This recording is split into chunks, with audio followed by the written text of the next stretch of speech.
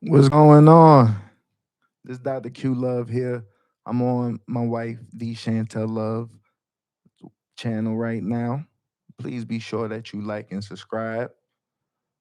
I'm out here clowning, my do rag on, some loungewear, sleepwear. My wife and I, we're getting ready for, we got an upcoming episode of Conversations with the Loves.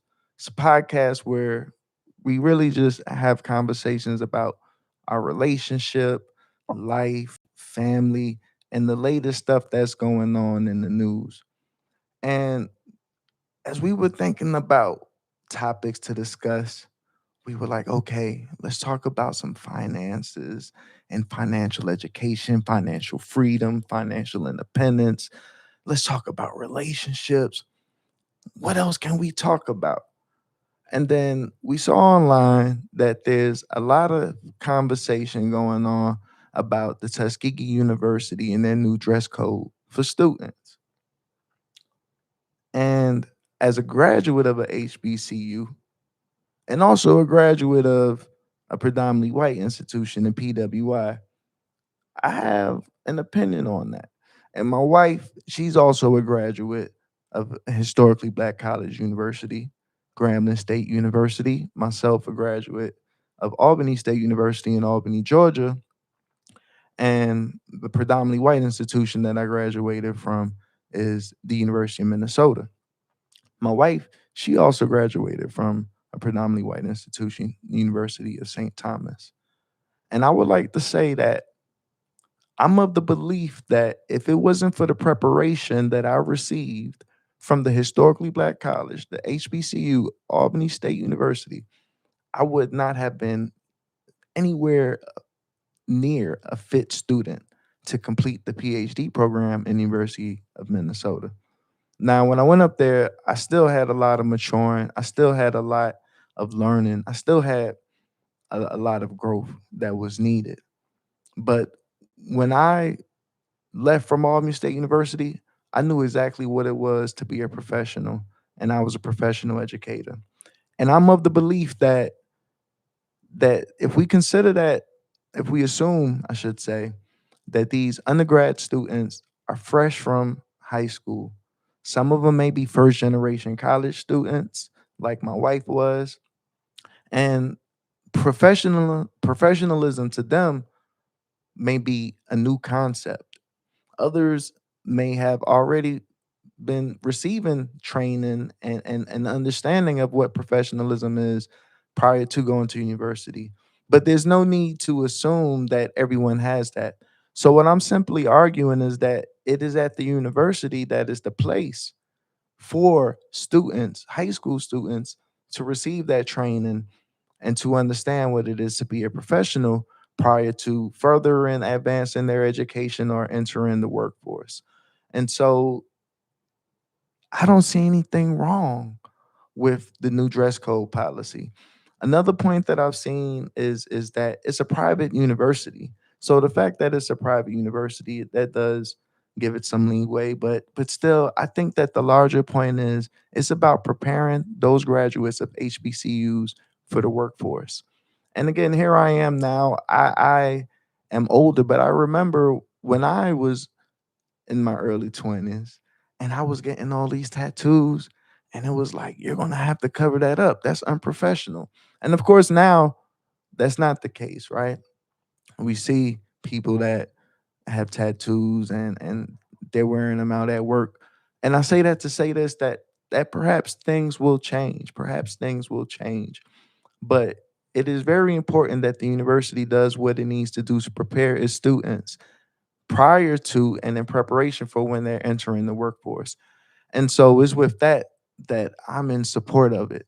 I'm also in support of it because I know that it's hard. It's really hard as a black man to get into certain fields. And there's a plethora of reasons why people receive a no. But the thing about it is the reason that you believe that you received a no.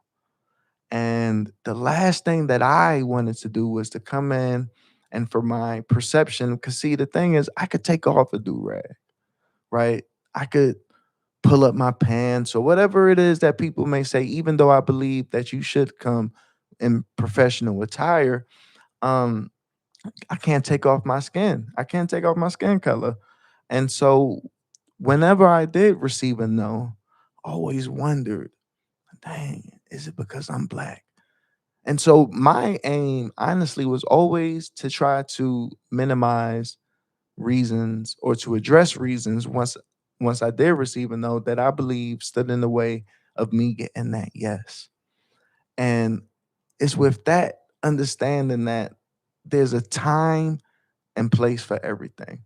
Now, I will say that in the dress code and in preparation for the episode, gonna do some reading. We have downloaded it and been looking at, and I could see where perhaps the cafeteria is a bit, much because you have students who's on campus, who are maybe in between class or just starting off later, earlier, want to go grab a bite to eat, come in and just relax, in the calf before their class. So I totally understand that. But I do think that once you're in that classroom, there's a need to have, as they said, if I'm not mistaken, is not to come in wearing sleepwear. And even then, I think that from what I could recall from the policy, that is when you're entering the class and cafeteria. So I'm not sure if the case holds for when you're actually on campus, because Lord knows that I've pulled up and taken off. Let's say if it is a do rag or something that I might have worn in the rush to get to work, frankly, but no, not to step in the building with that. And so my wife and I, we're going to be preparing an episode. I'm hoping that this reaches those that are interested in hearing our perspective. And again, like we got a little boy that we're raising, and we already are telling him that he needs to represent himself well, that he needs to represent Black excellence. And it's just about professionalism. And again, it's a time and place for everything. And so again, I just hope that we don't turn this into a conversation beyond other anything other than understanding that it is in this university, this phase when these students are to learn. And though they may come in as freshmen, not having an understanding of what professionalism is, by the time they leave as graduates, they should have a clear understanding, especially as it pertains to the workforce that they'll be entering. And it's only going to take for us in certain positions of influence to actually get those roles to then help within organizations to then help shape these organizations and change the culture of these organizations. But it's a slow process. For better or worse, it's a slow process, but it takes time. And I just don't think we're there yet. And the best thing that we need to do is prepare future students for the current workforce that they'll be joining. So I wish you all a great evening. We're going to jump back on to see if there's other people out there that want to join this conversation. I didn't see any chat or anything like that. But this is something that we want to talk about, and hopefully y'all want to hear on the next episode of Conversations with the Loves. Take care.